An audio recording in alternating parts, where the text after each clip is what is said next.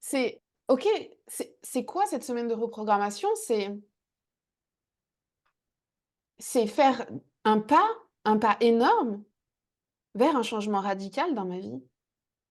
Un changement radical, rappelez-vous, je vous avais dit sur les anciens coachings, tu prends tout ce que tu crois savoir, tout ce que tu crois connaître à propos de l'argent et tu le fous à la poubelle, bordel. Et tu réévalues tout. Tu prends tout, tu jettes tout et tu te recables.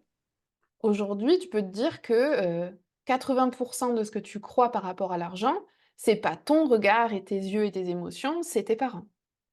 Tu sais, donc c'est: «Putain, ouais, je vais me reprogrammer là, je vais créer ma vie, mon rapport à l'argent, mon abondance» et tu feras de la déprogrammation, bien sûr, plus tard. Mais là, tu viens te reprogrammer.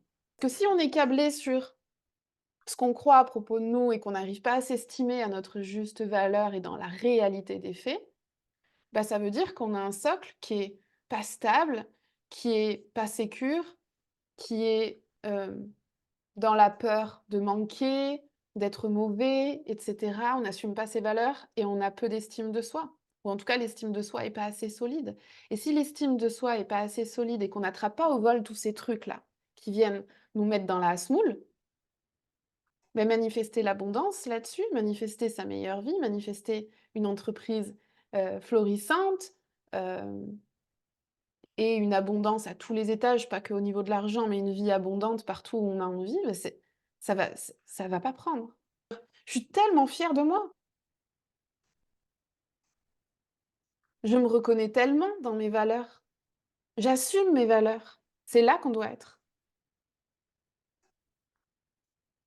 Si la manifestation regarde, quand l'abondance je continue avec ça parce que je sais que ça sert à tout le monde, mais quand on fait genre: OK, j'ai pas assez bien fait, donc c'est pas bien, faut que je me reprenne, faut que je me rattrape et cetera, donc je me prive du meilleur et est-ce que se priver, c'est compatible avec manifester l'abondance?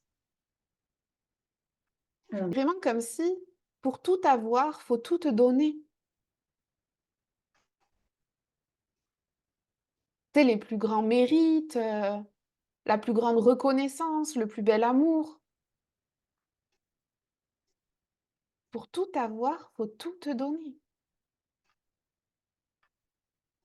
et vous voyez que, du coup, Magali, quand pareil, j'en profite, je me glisse ici, mais quand tu te donnes pas ça, c'était la course, mais c'était la course pour qui?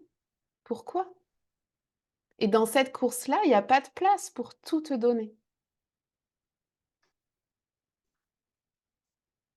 et c'est là que ça se passe. Ça commence là. Tu sais, je dis l'estime de soi, je le répète, hein, mais l'estime de soi, c'est l'engrais de la manifestation, c'est l'engrais de l'abondance.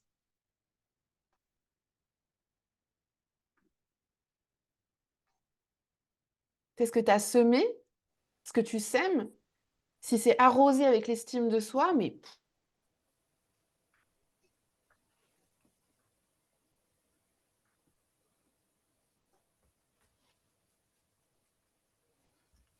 dès qu'on porte un jugement sur soi, tu sais, même avec son corps, faire un recul et dire: «OK, est-ce que c'est la réalité ça?»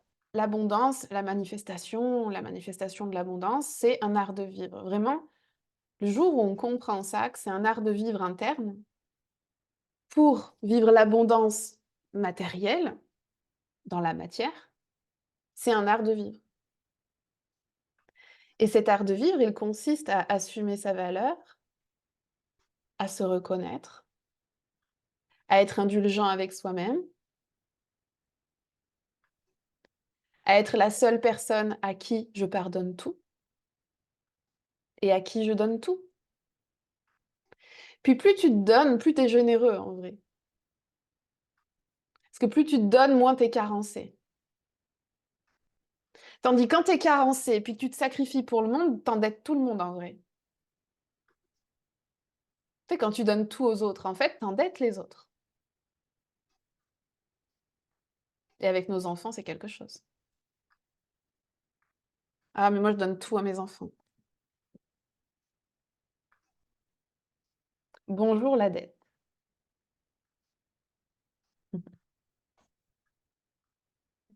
l'abondance dans ma vie, plus j'ai la possibilité d'être généreuse, généreux derrière. C'est sûr, vraiment, en vraie générosité. Et donc, c'est pareil avec la peur de manquer. Et ça, c'est quelque chose qui est difficile parce que je sais pas s'il y a déjà eu ça dans les vidéos ou pas, mais quand on est dans une situation de manque avéré, d'argent, de matériel, de je sais pas, de relations, d'affection, beh, la réalité, c'est qu'on vit ce manque. Le problème, c'est que le manque, c'est un aspirateur. Ça fait des trous noirs, tu vois? Donc quand tu es fréquencé sur le manque, bah, ce que tu manifestes, ce que tu crées, c'est le manque, c'est l'absence. Et ça, que ce soit au niveau, matériel, argent ou au niveau, affectif et cetera. Vous le savez, quand vous attendez, affectivement ou quand dans votre vie, j'imagine, vous avez déjà vécu des situations de dépendance affective, où vous attendiez après quelqu'un, après une amitié, une relation amoureuse, un parent, je ne sais quoi, et que vous étiez après comme ça, comme ça, comme ça, et que vous aviez pas ce que vous voulez, en général, ça s'arrange pas, c'est de pire en pire. Plus on est en manque, plus on manque. Vous voyez ça? Et l'argent, c'est pareil. Plus je suis dans mes croyances et ma peur du manque, parce que je sais pas comment ça va être demain et cetera, plus ça fait des aspirations. Ce qui manifeste l'abondance, la richesse, c'est la richesse. La richesse vécue émotionnellement. Quand tu as peur de manquer, on est d'accord que c'est émotionnel. Ce qui crée les manifestations concrètes, c'est les émotions. C'est ça qui nous câble, hein, et c'est ça qui envoie des signaux. Et donc, même si je suis dans une situation, c'est là que ça peut être délicat et où il va falloir travailler et s'exercer, mais même si je suis dans une situation où effectivement je suis dans le manque d'argent, prenons l'exemple de l'argent parce que c'est pratique, il va falloir que j'arrive à me sentir riche quand même pour débloquer la situation.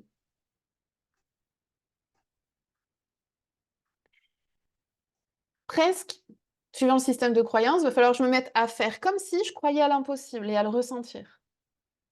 Parce qu'on ne sait jamais, l'abondance d'argent, en fait, c'est pas toujours de l'abondance d'argent. Parce que, en fait, tout le monde s'en fout d'avoir de l'argent.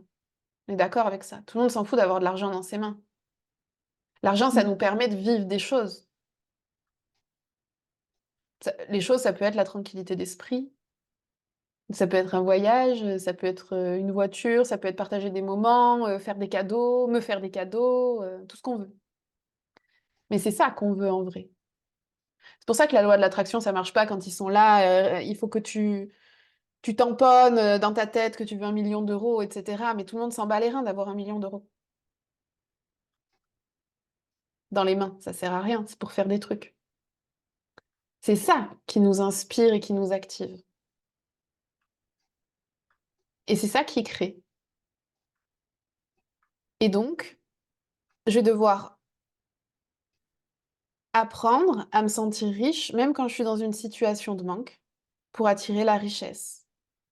Je vais reprendre l'exemple de Xavier, mais Xavier qui, au début où on travaillait, bah, sur la manifestation, il était là: «Oui, mais moi je veux faire un voyage et cetera, bah, à moins de gagner au loto», puis tu sais, bien déprimé dans le truc et tout. Je dis: «Mais attends, mais what? Mais stop!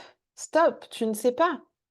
Tu ne sais pas comment ça peut arriver, de faire ce voyage».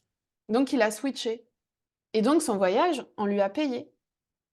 Ça a pris, 15 jours, hein. Son voisin, qui a une boîte au Maroc, lui a dit: «Bah, viens, je t'amène au Maroc, je pars, voir ma boîte, là, je t'amène, je sais plus 5 jours, je crois». Puis après, une fois sur place, pareil. Donc on refait un rendez-vous à juste avant qu'il parte.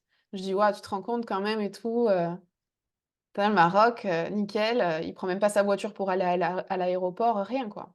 Et il me dit: «Ouais, bon, par contre, le truc, c'est que là-bas, ça va me coûter cher les activités, les repas, les machins». Je dis: «Mais qu'est-ce que tu fais?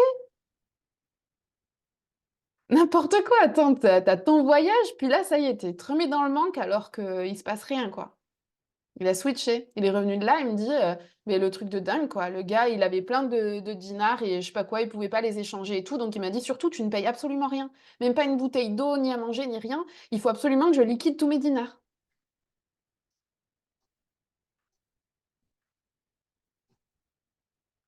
Donc il n'y avait pas besoin de gagner au loto. Il n'y avait pas besoin de se prendre le chou à savoir s'il allait devoir payer ses activités ou pas et comment il allait faire. Il a tout eu.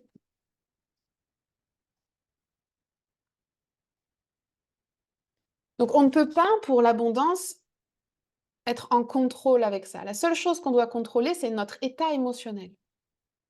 C'est à quoi on se câble émotionnellement. Le reste, le comment ça va arriver, comment ça va venir, quelle forme ça va prendre, là, c'est là qu'on bloque tout. Pour avoir ça, il faut absolument que j'ai 50 000 balles. Non. Qu'est-ce que tu veux vivre avec 50 000 euros? Pourquoi tu veux cette somme? Ah, parce que tu veux vivre ça, tu veux partager ça avec ta famille, etc.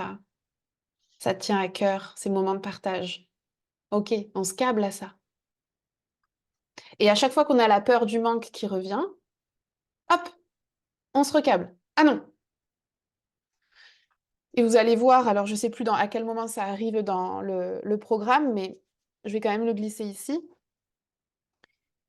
Une autre façon pour arriver à se switcher quand on est dans une situation de manque avéré et arriver à se recabler sur la richesse malgré la situation, pour débloquer, pour vivre autre chose, euh, ça va être de se connecter tout le temps. Dès qu'il y a la peur du manque qui revient, dès que ça se place, donc il y a des personnes pour qui ça va être toutes les 5 minutes au début, c'est de faire le tour de toutes les richesses que j'ai déjà, toute la richesse que je vis déjà. Ah, mais je me sens tellement riche d'avoir l'eau courante, tu vois, de pouvoir boire quand j'ai soif. Merci Laurence, tu m'inspires. Je me sens tellement riche d'avoir un toit sur ma tête. Non, mais vous voyez, je me sens tellement riche de ma santé, de pouvoir respirer. Là, je me sens tellement riche de pouvoir respirer comme je veux. D'avoir un lit dans lequel je me sens bien quand je me couche. Je me sens tellement riche de la relation avec mon mari, ma relation avec ma copine, ma relation avec mon enfant. J'ai tellement de chance. Ça me fait penser, c'est Xavier, il n'est pas là ce soir, mais je pense bien à lui, mais on a eu un coaching cet après-midi. Et je rentre pas dans les détails parce que c'est personnel, mais juste à un moment, on était sur une histoire de victimisation, puis il fallait switcher ça. On est sur la formation manifestation. Et il fallait trouver qu'est-ce que je veux être à la place d'être une victime. Et au début, il me dit bah, être responsable. Et c'était logique dans ce qui s'était passé de dire ça, de dire bah, je veux être un homme responsable. Mais sauf qu'il se passait rien, quoi. Tu vois, c'était genre chiant, quoi. Être un homme responsable, on se faisait grave chier, quoi. Et en fait, ça a fini, je suis un homme chanceux. Où est-ce que j'ai de la chance déjà?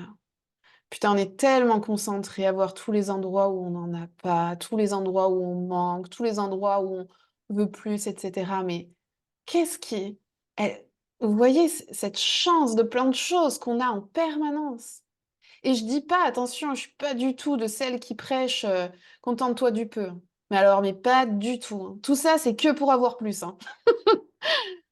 Mais c'est revenir à la réalité. Parce que quand on est tout le temps focus sur le verre à moitié vide, on n'est pas dans la réalité. C'est une putain de mytho-party, quoi. C'est des mythomanland. C'est vrai. Et c'est comme s'il fallait, quand je dis se sentir riche, c'est vraiment, mais waouh, comment je suis en fait quand je suis riche? Riche de tout, hein, tu vois? J'utilise le mot riche, mais ça veut rien dire en vrai, hein. C'est différent pour tout le monde ce que c'est être riche. Mais comment je me sens, comment je me tiens, comment je respire quand je suis riche? Et on l'incarne. On n'attend pas d'être riche pour l'incarner. On l'incarne pour devenir riche. C'est comme ça que ça marche. Ah, quand je serai riche? Non, c'est maintenant. En fait, là, le process, il est tout simple. Tu veux être riche? Sens-toi riche. Se sentir riche, c'est le vivre. C'est te tenir comme la personne que tu as envie d'être quand tu es riche, quand tu es dans l'abondance, etc. Respirer comme ça, boire comme ça, manger comme ça, te lever comme ça, te coucher comme ça. Tu sais, moi, mon rituel depuis un bon moment, quand je me lève le matin, c'est je saute de mon lit déjà parce que je suis trop contente, même si je suis fatiguée, je suis trop contente d'aller vivre ma journée, je suis trop excitée. Puis j'ouvre grand les fenêtres, même si ça caille, ça rase, puis je sens bien l'air là qui me saisit. Je dis bonjour richesse et je laisse rentrer dans ma maison comme ça. Tu vois. Trop excitée de faire entrer la richesse chez moi. Donc jouez avec ça, vous pouvez vraiment jouer avec ça, parce que ça crée.